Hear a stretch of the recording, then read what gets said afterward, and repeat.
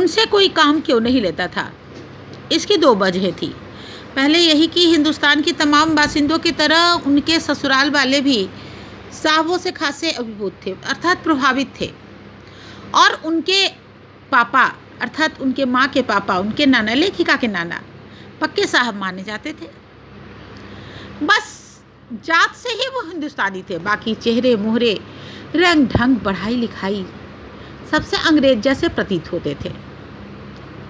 मज़े की बात यह है कि हमारे देश में आज़ादी के जंग लड़ने वाले ही अंग्रेज़ों के सबसे बड़े प्रशंसक थे, गांधी, नेहरू हों या मेरे पिताजी के घर वाले। भले लड़का आज़ादी की लड़ाई लड़ते लड़ते जेब खाली और शोहरत सर करता रहे, दबदबा उनके साहबी ससुर का ही था। कहने का अर्थ ये है कि उनका लड़का एक क्रांतिकारी था और क्रांतिकारी के रूप में उनकी बहुत ही बड़ी अच्छी शोहरत थी। जेब में भले ही पैसा नहीं था, लेकिन वह क्रांतिकारी के रूप में प्रसिद्ध थे। लेकिन फिर भी घर में उनके साहबी ससुर का ही दबदबा था, उनको ही अच्छा माना जाता था, उनका ही प्रभाव था। एक आन बान शान वाले साहब ने उनके सिफारिश पर लड़के को अपनी नाजुक जान लड़की सौंपी। उससे रोमांचक क्या कोई परिकथा होगी। नानी की सनक भरी आखिरी ख्वाहिश के कारण और नाना की रजामंदी, दोनों ही रोमांचक उपकथाएं थी। बीच में बेचारी लड़की पिसी। नानी भी आज़ाद ख्याल की थी, इसीलिए उन्होंने आज़ादी के लड़ाई में से संबंधित लड़के को खोजा। और साहब जो थे वह भी अपनी पत्नी को बहुत मानते थे, जिस कारण उन्होंने सोचा कि पत्नी का ही इच्छा पूरा कर दिया जाए। और उन्होंने एक आज़ादी के क्रांतिकारी से अपनी बच्ची की शादी कर दी। दोनों ही आश्चर्यजनक था, रोमांचक उपकथाएं थी जो कहानी को जादुई बना चुकी थी, कहानी के तिलस्म को और गाढ़ा बना चुकी थी, अर्थात जादुई बना चुकी थी। दूसरी वजह माँ की अपनी शख्सियत भी थी। लेखिका की माँ की शख्सियत भी कुछ अलग थी। उनमें बला की खूबसूरती, नजाकत और गैर दुनियादारी के साथ ईमानदारी और निष्पक्षता, कुछ इस तरह इन गुणों का समन्वय था कि वे परिजात से कम जादुई नहीं मालूम पड़ती थी, अर्थात परियों से कम नहीं लगती थी। उनसे ठोस कार्य करवाने की कोई सोच भी नहीं सकता था। उनसे कोई काम लिया जाए ऐसा कोई सोच भी नहीं सकता था। हाँ, उनसे काम क्या लिया जाता था? हर ठोस और हवाई काम के लिए उनकी ज़बानी राय जरूर मांगी जाती थी और पत्थर की लकीर के तरह निभाई भी जाती थी। मतलब उनकी माँ की बात हर काम में उनसे सलाह लिया जाता था और उसे निभाया भी जाता था। तो ये सब माँ के अपने व्यक्तित्व के कारण था। लेखिका ने अपने दादी को कई बार कहते सुना था, हम हाथी पे हल न जुतवाया करते, हम पे बैल है।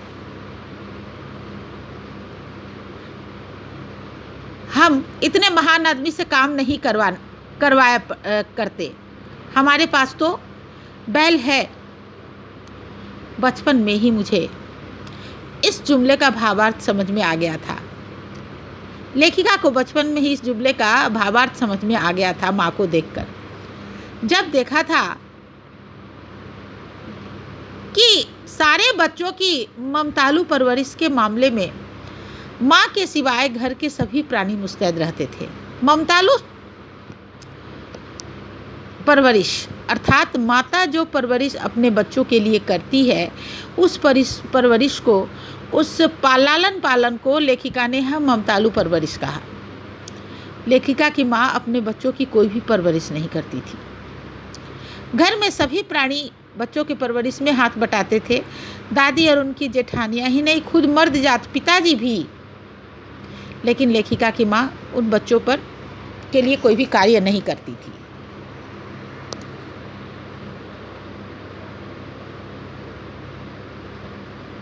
लेखिका ने कभी अपने माँ को भारतीय माँ जैसा पाया ही नहीं, क्योंकि उनकी माँ ने कभी उन्हें लाड नहीं किया, कभी उनके लिए खाना नहीं बनाया, और ना अपनी अच्छी बहू होने की, ना उन्हें अच्छी बहू होने की सीख दी, जो कि हर माँ करती है। कुछ तो अपनी बीमारी के चलते हुए भी वह घर बार नहीं संभाल पाती थी। बीमार रहने के कारण वह घर बार नहीं देख पाती थी, और कुछ उसमें उनका हाथ उनकी अरुचि का था, वो करना भी नहीं चाहती थी। उनका ज़्यादा वक्त किताबें पढ़ने में ही बीतता था। उनका प्रिय काम किताबों को पढ़ना था। बाकी वक्त साहित्य चर्चा में या संगीत सुनने में बीतता था। सभी कार्य वह बिस्तर पर लेटे लेटे ही किया करती थी। फिर भी जैसा लेखिका ने कहा था कि हम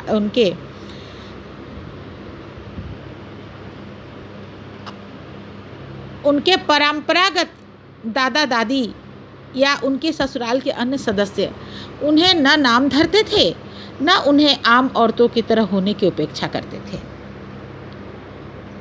ऐसी अपेक्षा क्यों नहीं करते थे?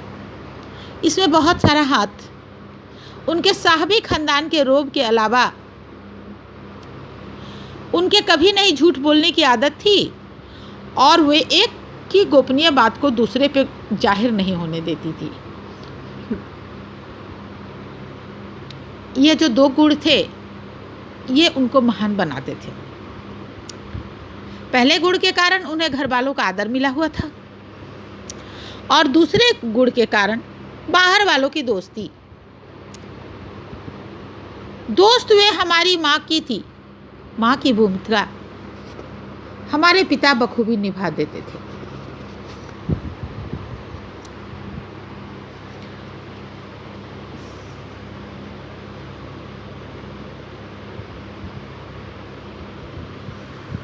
लेखिका को याद है, उनकी माँ भी बहुत आज़ाद ख्याल की थी, और लेखिका को भी उनके घर में बहुत सारी आज़ादी मिली हुई थी। इसीलिए वो बताती हैं कि लेखिका को याद है, बचपन में भी उनके घर में किसी की चिट्ठी आने या कोई समाचार किसी के लिए आने पर कोई यह नहीं पूछता था कि उस चिट्ठी में क्या लिखा है, भले ही वह एक बहन को दूसरी बहन के नाम से क्यों ना हो, अर्थात एक बहन ने दूसरी बहन को क्यों नहीं लिखा हो,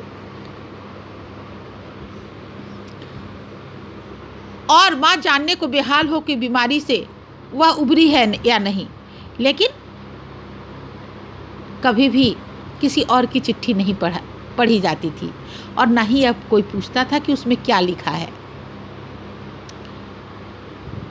छोटे से घर में 6 बच्चों के साथ सास ससुर आदि के रहते हुए भी हर व्यक्ति अपने निजत्व को बनाए रखता था, और उसे बनाए रखने की छूट थी। किसी की पर्सनल बातों में किसी को इंटरेस्ट रखने की छूट नहीं थी, अर्थात किसी की निजी बातों में किसी को हस्तक्षेप करने की कोई छूट नहीं थी। हर कोई अपना निजत्व बनाए रखता था।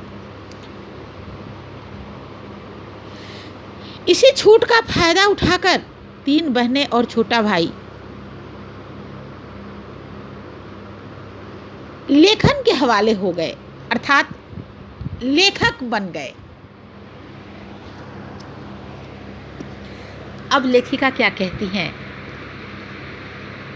लीक से खिसके अपने पूर्वजों में माँ और नानी ही रही होती तो गनीमत रहता, पर अपनी एक परदादी भी थी जिन्हें कतार से बाहर चलने का ही शौक था। अब लेखिका को अपने एक परदादी की भी याद आ रही है, जिसके बारे में बता रही हैं कि वह भी परिवार की परंपराओं से अलग ही चला करती थी। उनकी एक सनक के बारे में लेखिका बताती हैं कि उन्होंने व्रत ले रखा था कि अगर खुदा के फजल से उनके पास कभी 2 या 2 से अधिक धोतियां हो जाएंगी तो तीसरी वो दान कर देंगी। मतलब जितनी ज़रूरत है उतना ही सामान वो चाहती थी। जैन समाज में अपनी ग्रह की सनक बिरादरी के बाहर हरकत नहीं मानी जाती थी। जैन समाज में ऐसी सनक जो है वो बिरादरी के बाहर की हरकत नहीं मानी जाती थी, उसे नेचुरली माना जाता था, सामान्य माना जाता था। इसीलिए यहाँ तक तो सब ठीक ही था, कोई उंगली उठाने की बात नहीं थी। पर उनका असली जलवा तो तब देखने को मिला जब मेरी माँ पहली बार गर्भवती हुई। ये भी एक बहुत मज़ेदार घटना है। जब लेखिका की माँ पहली बार गर्भवती हुई तो उनकी नानी ने, उनकी परदादी ने मंदिर में जाकर क्या मन्नत मांगी कि उनके पतोहू को पहला बच्चा लड़की हो। यह गैर रवायती मन्नत मांगकर ही उन्हें चैन नहीं पड़ा। अर्थात हमारे समाज में चूँकि पुरुष समाज होने के कारण लोग लड़कों को ज़्यादा मांगते हैं, पर उन्होंने मन्नत के रूप में लड़की मांगी। यह उनकी एक खासा सनक थी। और जब भगवान के घर जाकर ये मन्नत मांगकर ही उनका मन नहीं भरा तो उसे भगवान और अपने बीच पोशीदा रखने के बजाय सरेआम उसका ऐलान कर दिया। लोगों के मुंह खुले के खुले रह गए। उनके फितूर की कोई वाजिब वजह ढूंढे न मिली। यह भी नहीं कह सकते थे कि खानदान में पुश्तों से कन्या पैदा नहीं हुई थी, इसलिए उनको कन्यादान के पुण्य के अभाव को पूरा करने के चक्कर में उन्होंने लड़की मांगी।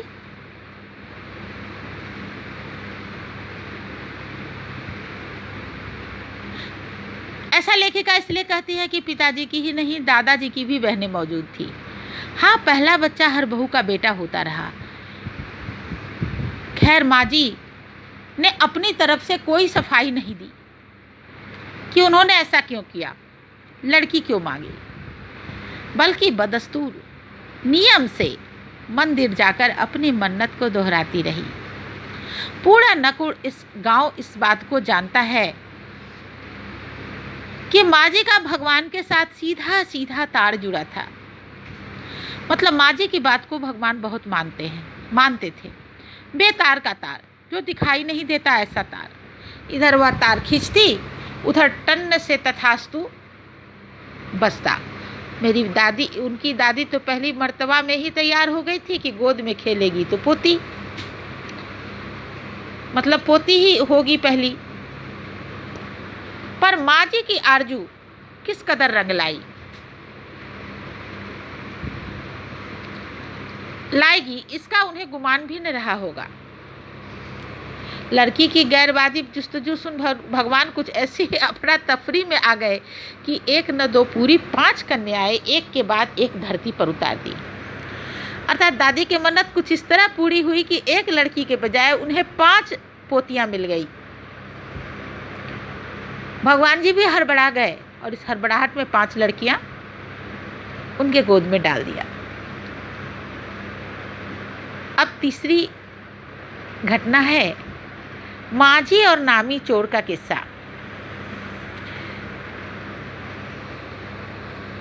जिसे होश संभालने के बाद लेखिका ने कई बार सुना था।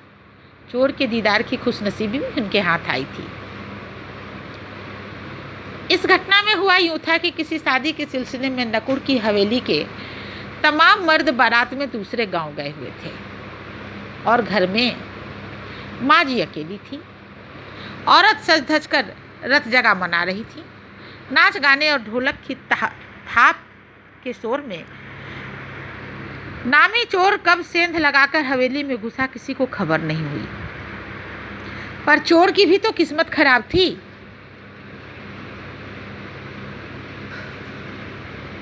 चोर जिस कमरे में घुसा था उसमें माजी थी और वह सोई हुई थी।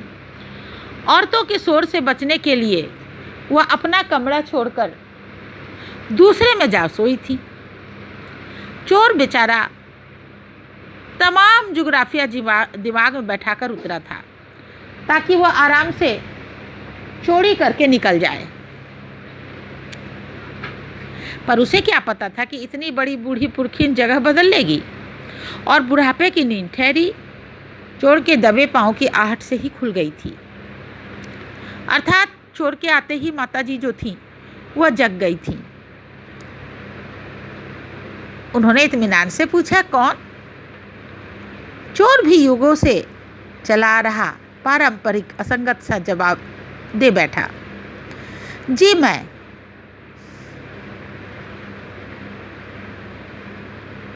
माँ जी तो समझ गई कि चोर है, पर उन्होंने तड़ाक से ऑर्डर देते हुए कहा, पानी पिला।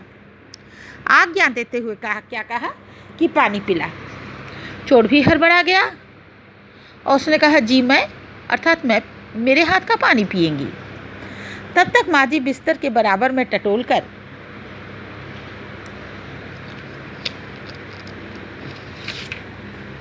देख चुकी थी कि लोटा तो खाली था, पानी है नहीं। तब उन्होंने ऐसा कहा, ऐसा कर, यह लोटा ले और कुएं से पानी भर ला, पर देख कपड़ा कसकर बांधे रखियो और तरीके से छानियो। अर्थात कपड़ा जो है कसकर बांधे रखना और तरीके से पानी को छान लेना, कुएं से पानी भरकर ले आओ। चोर बेचारा घबरा गया। अंधेरों में उन्होंने कैसे जाना कि उसके मुंह पर कपड़ा बंधा है और कमर में भांग है। भगवान से उनका तार जुड़े होने की खबर तो उसे थी। चोर को ये खबर थी कि माँ जी का तार जो है, माँ जी का संबंध जो है भगवान से जुड़ा हुआ है, पर बुढ़िया भांग भी छानती होगी, एकाएक ही यकीन नहीं हुआ था। इसी से कुछ हैरान परेशान हो उठा था।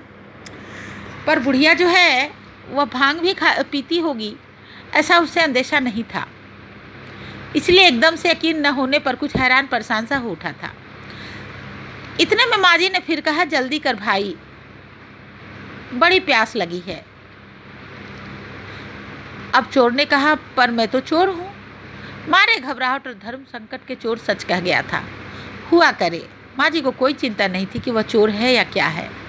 प्यासे को पानी तो पिला, पर देख मेरा धर्म न बिगाड़ियो, लोटे के मुख से कपड़ा न हटाइयो, हाथ रगड़ कर धो लीजो और पानी कपड़े से छान कर भरियो। आप चोर के हाथ का पानी पी लो। कि चोर को विश्वास नहीं हुआ था कि वह कोई सभ्य आदमी उसके हाथ का पानी पी सकता है, तो उसने तड़ाक से सवाल दागा, क्या आप चोर के हाथ का पानी पी लोगे? कहा, न रगड़ कर धो लीजो। सब नाच गाने में लगे हैं और तेरे और भगवान के सिवा कौन धरा है जो पिलाएगा? माँ जी ने कहा कि हाथ रगड़ कर धो लो, सब तो नाच गाने में लगे हैं, तुम्हारे और भगवान के सिवा यहाँ कौन है जो मुझे पानी पिलाएगा? भगवान वही कहीं है और बराबर में धरे हैं। सुनकर चोर कुछ ऐसा अकबकाया कि लोटा उठाकर चल दिया। पानी भरकर लोटा तो पहरेदार ने धर दबोचा कुएं पर देख लिया गया था। अब चोर बेचारा यह सुनकर घबरा गया कि भगवान भी वहीं पर हैं और वह लोटा भरकर लौट रहा था कि पहरेदारों के द्वारा दबोचा गया। उसे कुएं पर ही उन्होंने देख लिया था। अब माँ जी ने उसे बचाने के लिए क्या किया? लोटे का आधा पानी खुद पिया और बाकी चोर को पिला दिया और एक लोटे से कहा कि एक लोटे से पीकर हम तो माँ बेटे हो गए। अब बेटा, चाहे तू चोरी कर चाहे खेती। अब बेचारा बेटा किस लायक रह गया होगा जो एक चोर रहने पर भी अपना लिया गया किसी के जरिए। यहाँ यह सिद्ध होता है कि प्रेम जो है वह इंसान को किस तरह सुधरने पर मजबूर कर देता है। चोरी का रोमांचक धंधा छोड़कर खेती में लग गया।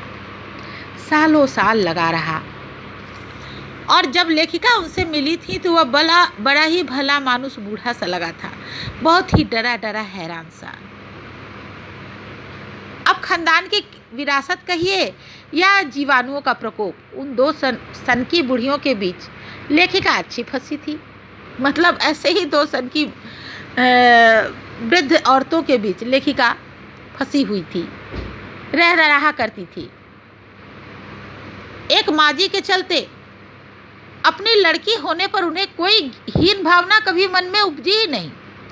जिनकी माँ ही ऐसी आज़ाद ख्याल होगी, उनकी बेटियों के मन में क्या हीन भावना होंगी। दूसरी तरफ नानी के चलते देश की आज़ादी को लेकर नाहक ही रोमानी रही, मतलब बहुत ही अभिभूत रही, देश की आज़ादी को लेकर प्रभावित रही। 15 अगस्त 1947 को जब देश की आज़ादी मिली, या कहना चाहिए जब आज़ादी पाने का जश्न मनाया गया, तब उस समय दुर्योग से लेखिका बीमार थी। उन दोनों टाइफाइड अच्छा खासा जानलेवा रोग माना जाता था, इसलिए तमाम रोने धोने के बाद भी पिताजी ने और डॉक्टर ने उन्हें इंडिया गेट जाकर जश्न में शिरकत करने की इजाज़त नहीं दी। क्योंकि डॉक्टर नाना जी के मित्र थे, मतलब उनके पिताजी के मित्र थे, उनके माता जी के पिताजी के मित्र थे। इसलिए हमारे पिताजी बार बार सत्ताधारियों से लड़ते भिड़ते फिरते थे। वे उनकी बात मानकर चुप्पी साध गए और लेखिका को इजाज़त नहीं दी कि वे स्वतंत्रता आंदोलन की जश्न में शामिल हो सके। लेखिका रोती कलपती रह गई। क्या कोई बच्चा इकलौती गुड़िया के टूट जाने से रोया होगा। उनकी उम्र तब 9 बरस की थी। इतने छोटी उम्र की बच्ची आज़ादी के प्रति इतनी संवेदनशील होगी, और वह इतनी छोटी भी नहीं थी कि गुड़िया से बहल जाती, इतनी बड़ी भी नहीं थी कि डॉक्टरी तर्क को समझती। अतः तंग आकर अब पिताजी ने उन्हें ब्रदर्स कारामजोव उपन्यास पकड़ा दिया कि उसे पढ़ो। किताब पढ़ने का तो लेखिका को मिराक था, शौक था। सो जब कुछ देर बाद उन्होंने देखा कि पिताजी को छोड़कर घर के सभी प्राणी पलायन कर चुके हैं और पिताजी दूसरे कमरे में बैठी अपनी किताब पढ़ रहे थे, तो रोना धोना छोड़कर उन्होंने भी किताब खोल ली और एक बार शुरू किया तो किताब इतनी अच्छी थी कि उस किताब ने उन्हें इतनी मोहलत भी नहीं दी कि दोबारा रोना शुरू करे या और कोई काम पकड़े। तब उस समय ब्रदर्स कारामजोव उन्हें पढ़ने के लिए देने में क्या तुक थी, यह लेखिका के समझ में नहीं आया। पर बाद में वह नहीं जानती, क्योंकि उसके बाद इतनी बार उन्होंने उस किताब की सारे पाठ पढ़े कि वह सारे पाठ ही आपस में गड्ढ-मड्ढ हो गए और उन्हें किताब पूरी तरह समझ में आ गई। कितना पहली बार में पल्ले पड़ा और कितना बाद में, लेखिका यह समझ नहीं पाती। यह कहना उनके लिए मुश्किल था, पर इतना विश्वास के साथ कह सकती हैं कि उसका एक अध्याय जो बच्चों पर होने वाले अनाचार अत्याचार का था, पहली बार में ही लगभग उन्हें कंठस्थ सा हो गया था। उम्र के हर पड़ाव में वह किताब लेखिका के साथ रहा और उनके लेखन के एक महत्वपूर्ण भाग को प्रभावित करता रहा। जैसे उन्होंने कुछ कहानियाँ लिखी, जादू का कालीन, मेरा नाटक, नहीं वह 3 किलो की छोड़ी जैसी कहानियाँ, कठगुलाब उपन्यास, इसमें कई अंश उस किताब से मिलते जुलते थे।